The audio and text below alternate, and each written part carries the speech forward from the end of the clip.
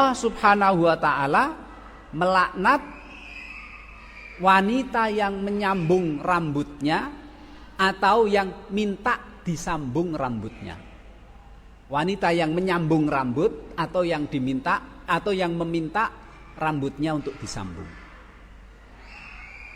Nah, hadis Imam Bukhari diriwayatkan oleh Imam Bukhari, keterangan dari ibu kita Aisyah radhiyallahu anha, dia mengatakan, Pak, ada seorang budak perempuan, ada seorang gadis perempuan, bukan budak, gadis perempuan dari sahabat Ansor menikah. Cuma sebelum menikah ini gadis ini sakit, Pak. Karena sakit rambutnya rontok, nggak punya rambut. Kemudian mereka pengen dipakein rambut palsu. Sebab perempuan gadis ora di rambut kan ya piye, Pak? Ya kan? Ya wagu lah gitu. Wong mau arep dadi manten. Nah, nanti kalau ketika malam pertama ketemu begitu kan, terus suaminya ngerti dia gundul kan ya, Pak medeni gitu, Pak. Nah, itu kan tujuannya bagus, Pak ya. Tujuannya bagus. Bagaimana Rasul? Boleh tidak? Gitu. Ini dipakein gitu. Dipakein rambut palsu gitu, biar kelihatan tambah cantik, tambah ini, biar suaminya tidak takut gitu. Tetap Pak Rasulullah bersabda, la'anallahul wasilata wal mustausilata. Allah melaknat orang yang menyambung rambut, berarti menyambung rambut orang, Pak ya, yang menyambung rambut, wal mustausilata, dan yang minta rambutnya disambung. Jadi kalau di salon gitu, yang nyambung ini dilaknat oleh Allah, ya. Pelanggannya ini, kliennya ini yang minta disambung ini, itu juga dilaknat oleh Allah. Kalau Allah melaknat mereka, kita hambanya Allah boleh melaknat mereka, tapi secara umum. Ya Allah, laknatlah orang yang menyambung rambut, atau orang yang minta rambutnya disambung, laknatlah ya Allah. Tidak apa-apa, Pak, itu boleh. Karena kan kita tidak menyebut satu persatunya, kan tidak. Kemudian hadis lebih lengkap lagi, Pak. Diriwayatkan oleh Imam Bukhari dari sahabat Abdullah bin Umar radhiyallahu anhuma, Rasul bersabda, la'anallahul wasilata wal mustausilata wal washimata wal mustaushimata. Allah melaknat orang yang nyambung rambut, minta rambutnya disambung, membuat tato atau mentato, dan yang minta ditato. Itu juga dilaknat. Sekarang kalau kita, ya Allah laknatlah orang yang tukang tato, ya Allah laknatlah. Laknatlah orang yang suka minta ditato badannya, laknatlah. Rapopo, Pak? Boleh. Karena kan tidak tertuju pada individu seseorang. Dan ini dibolehkan. Dan sekarang tato itu jadi apa, Pak? Jadi gaya hidup ya. Jadi gaya hidup. Padahal itu dilaknat pelakunya. Dan tato itu kalau menghalangi air, Pak ya, air kena kulit, itu kan berarti nanti piye, Pak, itu. Kalau di tempat bagian wudu, kalau ditato kemudian ketika kena air itu nggak akan kena kulit karena tertato, menghalangi, nah itu kan wudunya jadi nggak sah itu. Kalau seandainya tidak di tempat wudu, oke, tidak di tempat wudu. Kalau dia mandi wajib. Kalau seandainya menghalangi loh, Pak. Kalau seandainya menghalangi, maka kan mandi wajibnya nggak sah. Kan begitu. Makanya cat rambut itu kan kalau menghalangi air ngenai rambut, nah itu kan kalau wudu kan tidak sah wudunya. Itu rambut, apalagi anggota badan wudu atau anggota badan mandi wajib. Kemudian lebih lengkap lagi Pak, ini diriwayatkan oleh Imam Bukhari dari sahabat Abdullah bin Mas'ud, Rasul Abdullah bin Mas'ud. La'anallahul washimati wal mustaushimati wal mutanammisati wal mutafallijati lil husni al mutaghayyirati khalqallahi ta'ala. Abdullah bin Mas'ud dia berkata, Pak. Dia berkata, Allah melaknat orang yang mentato dan minta ditato, dan orang yang mencukur bulu apa ini Pak? Alis, mutanammisat, mencukur bulu alis, wal mutafallijat, yang merenggangkan gigi. Giginya direnggangkan pakai apa Pak itu? Kayak mesin kecil itu muter itu terus direnggang-renggangkan itu. Itu dilaknat oleh Allah lil husni, yaitu demi keindahan katanya. Tapi kalau keindahan itu al mutaghayyirati khalqallah, merubah ciptaan Allah, tetap dilaknat. Nah, gigi kan sudah pas begitu Pak. Kecuali kalau memang giginya itu tidak rata. Kalau gigi tidak rata itu kan penyakit. Kalau penyakit kan bisa pakai begel kan Pak. Begel itu kan kalau untuk meratakan, karena giginya memang nggak rata, nggak normal, untuk dinormalkan kan nggak apa-apa. Tapi kalau sudah normal terus dibuat gaya-gaya dekatannya supaya seksi, supaya bagus, itu kan namanya merubah ciptaan Allah Subhanahu wa ta'ala. Giginya itu Pak, pakai mesin itu sehingga kayak gergaji kecil gitu Pak ya. Nah, itu terus supaya giginya itu tidak dempetan gitu sehingga satu-satu. Dan sekarang banyak kan Pak orang itu giginya dibuat seperti kayak taring begitu kan, kayak taring hewan gitu. Terus giginya dipotongin, tinggal disisain berapa. Itu kan merubah ciptaan Allah Subhanahu wa ta'ala. Kemudian Abdullah bin Mas'ud bilang, mali la'al anu man la'anan nabiyyu sallallahu alaihi wasallam. Kenapa saya tidak melaknat orang yang dilaknat oleh Nabi Muhammad sallallahu alaihi wasallam? Jadi Abdullah bin Mas'ud melaknat mereka karena dia tahu Rasul juga melaknat mereka. Dan Rasul pun bersabda, Allah juga melaknat mereka. Berarti kita boleh melaknat mereka secara umum. Kemudian Bapak Ibu hormati, termasuk boleh melaknat orang yang makan riba. Tapi secara umum, tidak disebut satu persatunya, secara umum boleh. Hadis diriwayatkan oleh Imam Muslim dari sahabat Jabir, Rasulullah bersabda. Jabir bersabda, la'ana Rasulullah sallallahu alaihi wasallam akilar riba wa mukilahu wa katibahu wa syahidaihi wa qala Rasulullah hum sawa. Rasul sendiri Pak melaknat orang yang makan riba. Wa mukilahu, orang yang memberi riba. Orang yang ngambil riba itu dilaknat. Orang yang memberi riba itu juga dilaknat. Kita kan pinjem nih Pak ya, kita pinjem uang. Syarat di depan harus ada tambahan.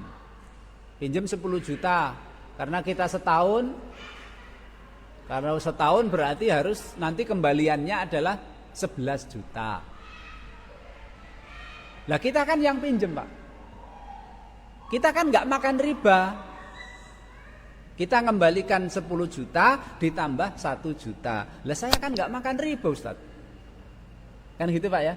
Sama itu namanya mukilahu, itu namanya orang memberi riba. Memberi riba itu juga dilaknat oleh Rasulullah Sallallahu Alaihi Wasallam. Yang nerima riba 1 juta tadi dilaknat oleh Rasulullah. Kita nggak makan riba, tapi kita memberi dia riba 1 juta itu, kita dilaknat oleh Rasulullah Sallallahu Alaihi Wasallam.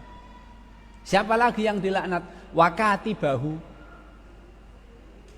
yang mencatat transaksi riba, dilaknat juga. Wasyahidaihi, 2 orang saksi yang menjadi saksi transaksi riba itu juga dilaknat oleh Rasulullah sallallahu alaihi wasallam. Pada hadis yang diriwayatkan oleh Imam Tirmidzi dari sahabat Anas bin Malik berkata, Pak, la'ana Rasulullah sallallahu alaihi wasallam fil khamri asyaratan. Rasulullah sallallahu alaihi wasallam melaknat orang-orang yang berkaitan dengan khamr itu 10 kelompok. Rasul melaknat asiroha, orang yang memeras, membuat alias memproduksi. Wa mu'tasiroha, orang yang minta dibuatkan, pesan. Saya tolong dibuatkan sekian-sekian, pesan, dilaknat oleh Rasul. Wa syaribaha, Rasul melaknat orang yang minum khamr. Wa hamilaha, yang membawakan, ngangkut, mobil yang disewa untuk ngangkut, sopir yang ngangkut khamr, dilaknat oleh Rasul SAW. Wal mahmulata ilaihi, dan yang minta untuk diangkutkan khamrnya. Tolong Pak, saya punya barang saya di sana, tolong diangkat atau dibawa dari provinsi sana ke tempat saya. Kalau si sopirnya itu Pak tahu kalau itu adalah khamr, kemudian dia dengan sukarela mengantar, kemudian nanti dapat bayaran setelah diantar, sopirnya tahu, termasuk dilaknat oleh Rasulullah sallallahu alaihi wasallam. Wasaqiyaha, pramusajinya yang menuang-nuangkan di bar di apa itu Pak, itu juga dilaknat oleh Rasul. Wabai'aha, penjualnya, baik menjual grosir maupun eceran. Wa akila samaniha, yang makan dari keuntungan menjual khamr. Wal mushtari laha, yang membeli juga. Meskipun dia tidak minum Pak, tapi kalau dia beli terus diberikan kepada orang hadiah, juga dilaknat oleh Rasul sallallahu alaihi wasallam. Wal mushtara lahu, orang yang titip, Pak tolong belikan saya khamr gini. Titip ya Pak, karena kan Bapak sekarang di Eropa, di Amerika, di sana yang merek gini yang harganya sekian puluh juta satu botol, tolong Pak saya dibawakan satu dan sebagainya. Juga dilaknat oleh Rasulullah sallallahu alaihi wasallam. Kenapa Rasulullah melaknat 10 orang yang berkaitan dengan khamr ini Pak? Ya. Karena Rasulullah sallallahu alaihi wasallam bersabda bahwa khamr itu adalah pintu dari segala kejahatan dan keburukan. Ini hadis diriwayatkan oleh Imam Ibnu Majah dari sahabat Abu Darda. Abu Darda mengatakan, "Ausani khalili sallallahu alaihi wasallam." Kekasihku Rasul berwasiat kepadaku, la tashrabil khamra. Wahai Abu Darda, jangan sekali-kali minum khamr. Fa innaha miftahu kulli syarrin, karena khamr itu merupakan kunci dan pintu dari segala keburukan dan segala kejahatan. Orang mau berbuat jahat supaya tega mendolimi orang, jahat kepada orang, dia akan minum khamr dulu. Kemudian Bapak yang saya hormati, sahabat Utsman bin Affan radhiyallahu anhu dalam sebuah asar yang diriwayatkan oleh Imam Nasa'i, beliau cerita Pak, cerita tentang kejadian yang terjadi di zaman dahulu. Dari seorang tabi'in yang bernama Abdurrahman bin Al-Harts. Abdurrahman bin Al-Harts ini mengatakan, sami'tu Utsman radhiyallahu anhu yaqulu.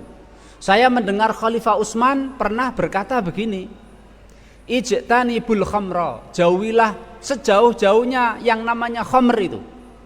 Fa innaha ummul khaba'is, karena khamr itu adalah induknya dari segala perbuatan keji dan bejat. Terus beliau cerita Pak, ini cerita dari Utsman bin Affan. Innahu kana rajulun mimman khala qablakum ta'abbada. Dulu ada seorang laki-laki sebelum umat Nabi Muhammad ini, ada seorang laki-laki yang rajin ibadah. Fa'aliqathum ra'atun ghawiyah. Kemudian ada wanita jahat itu yang terpesona dengan laki-laki itu, Pak. Fa'arsalat ilaihi jariyataha faqalat lahu inna nad'uka lisyahadah. Kemudian perempuan yang terpesona ini mengirim atau mengutus pembantu wanitanya untuk mendatangi laki-laki ahli ibadah itu dan mengatakan, wahai mas yang soleh, yang ahli ibadah, majikan saya minta tolong kepada mas yang ahli ibadah yang soleh ini agar mas yang ahli ibadah ini mau dan rela menjadi saksinya. Karena ada sebuah akad begitu, entah akad apa, yang penting dia diminta untuk menjadi saksi. Fantalaqa ma'a jariyatiha fatafiqat kullama dakhala baban aghlaqat hudunahu. Kemudian orang yang soleh tersebut dibawa, Pak, diantar pergi masuk ke rumahnya wanita tersebut. Ketika masuk rumah, pintu depan, ketika masuk rumah, pintu depan ditutup. Masuk pintu tengah, pintunya ditutup. Masuk ruang dalam rumah, pintunya ditutup. Hatta afdha ila imra'atin wadhi'atin intaha ghulamun wa batiyatu khamrin faqalat. Sampai di pojok ruangan paling pojok rumah itu ada seorang wanita itu nggak cantik, Pak. Wanita itu nggak cantik. Terus di sisinya ada anak hasil perbuatan zina si wanita itu, dan di sampingnya juga ada botol minum khamr, botol khamr. Kemudian si wanita yang jelek itu, yang ngundang dia, yang katanya minta tolong untuk menjadi saksi, wanita itu mengatakan, inni wallahi ma da'autuka lisyahadati walakin da'autuka litaqa'a alayya au tashraba min hadhil khamri ka'san au taqtulu hadzal gulam. Mas, saya memanggil Mas ke sini sebetulnya bukan minta tolong agar Mas menjadi saksi. Tapi terus terang saja, saya manggil Anda ke sini untuk bersenang-senang dengan saya. Ini diri saya, silakan kamu menikmati diri saya. Atau minum khamr sama saya. Atau kalau tidak mau, saya minta tolong Mas, kamu kan ahli ibadah, pahalamu banyak. Bunuh anak kecil ini dong. Minta tolong bunuh anak kecil ini. Kemudian si laki-laki itu milih, Pak. Mestinya kan jangan milih, sama-sama maksiat, meskipun ada maksiat yang dosanya rendah, dosanya sedang, dosanya tinggi, meskipun ada tahapan-tahapan begitu, Pak, pilihan-pilihan begitu. Kalau yang namanya maksiat kan harus segera dihilangkan, harus ditinggalkan, pergi begitu kan, Pak. Ini tidak, ini ngitung-ngitung, maksiat kok dihitung-hitung, terjatuh dalam maksiat betul. Akhirnya kalau dosa bunuh nggak sembarangan, ini bisa kisos hukumannya. Kalau berbuat zina, kalau dia sudah pernah menikah dicambuk sampai mati. Kalau dia belum pernah menikah dicambuk 100 kali dan dihukum 1 tahun. Waduh, dosanya luar biasa. Minum khamr aja lah, ringan. Kalau ketahuan kan paling dicambuk 40 kali, enteng. Akhirnya dia minum khamr, Pak, 1 gelas. Setelah minum 1 gelas, Pak, terasa enak. Setannya juga menggoda, nafsunya juga menggoda. Sudah habis 1 gelas itu, si laki-laki itu bilang, ziduni, tambah dong 1, tambah dong lagi 1, tambah dong lagi 1. Akhirnya dia mabuk, akhirnya naudzubillah berbuat zina dengan perempuan itu dan membunuh anak kecil itu. Gara-gara minum khamr. Ini kan pelajaran luar biasa, Pak.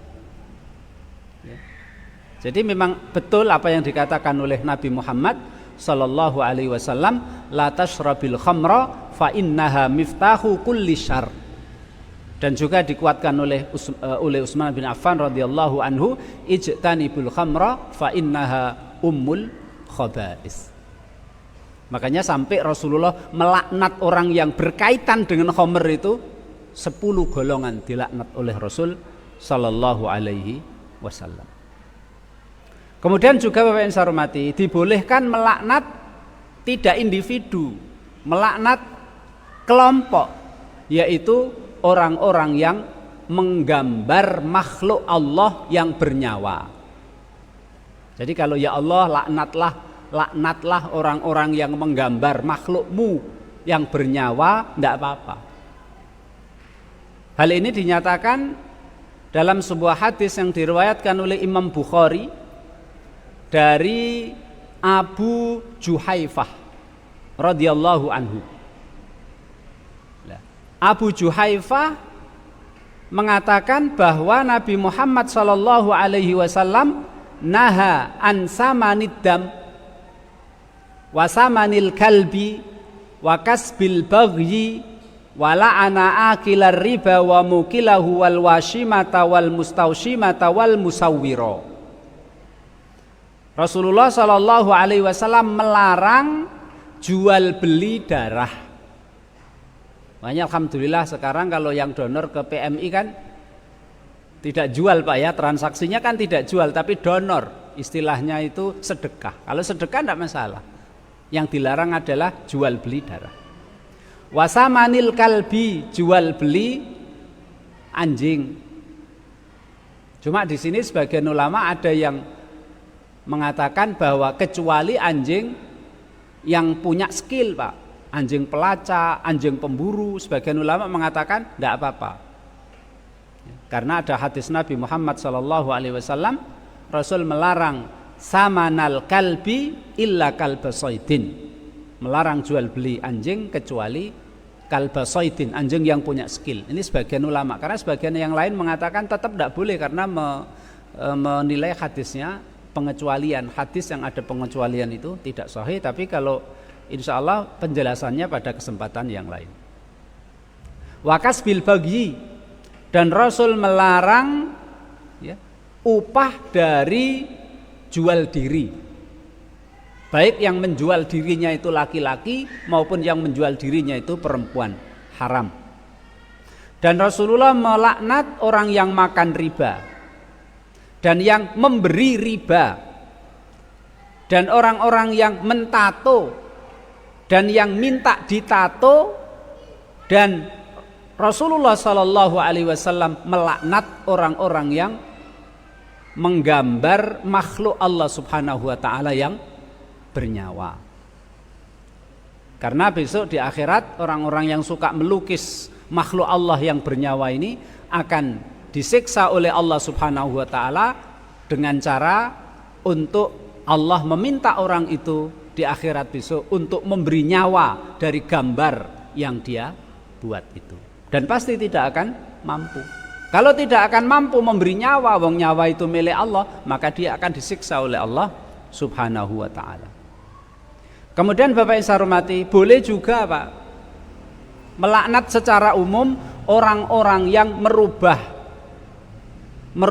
rambu-rambu dan batas-batas yang digunakan oleh orang. Mestinya arahnya ke sana, rambu-rambu itu dibalik sehingga arahnya berbalik, sehingga banyak orang yang tersesat dan lain sebagainya. Termasuk juga patok yang menjadi pembatas antar negara atau antar keluarga atau antar daerah, dia rubah, itu juga dilaknat oleh Allah Subhanahu wa taala, dan kita boleh melaknat secara umum, ya Allah laknatlah orang-orang yang merubah batas, dibolehkan. Hadis diriwayatkan oleh Imam Muslim dari sahabat Ali, Rasulullah sallallahu alaihi wasallam bersabda, la'anallahu man la'ana walidahu.